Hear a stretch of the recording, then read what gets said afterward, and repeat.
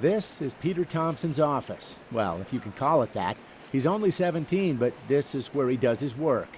On average, he's in the pool about 9 times a week, 2 hours at night, hour and a half in the morning, and then he has weight workouts in too.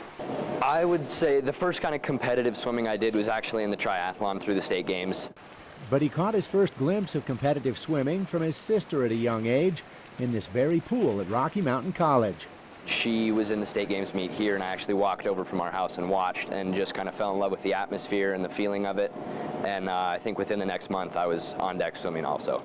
And now here he is, the country's male youth athlete of the year for state games. I think it's really cool for the sport of swimming. I don't think it gets nearly as much outreach or spoken about as much as it should be, but I think it's really cool, yeah. It's been kind of a meteoric rise to where he's really jumped onto the page and made trials, made a USA Swimming national junior team. So a lot of opportunities have kind of opened up the door just by the hard work he's put in with a lot of the group behind me and kind of what he's done.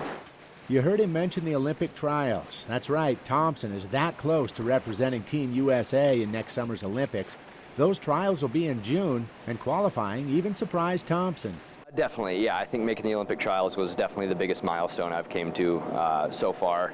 And I really wasn't expecting to do that at this meet. I figured it was coming, but I didn't think I'd do it then. Atmosphere at those higher level meets is just undescribable. The tension and nerves on deck and stuff, you just kind of have to separate yourself and step back, and I usually don't spend that much time on deck before I swim, just to kind of stay out of my head and all that stuff. And though anything seems possible, Thompson says his realistic goal is a crack at the Olympic team in 2024. Not necessarily a vision he had when he first dived in, and only part of the reason he's still at it. It's a really good release, and then I just love all of the social connections I've made through it also.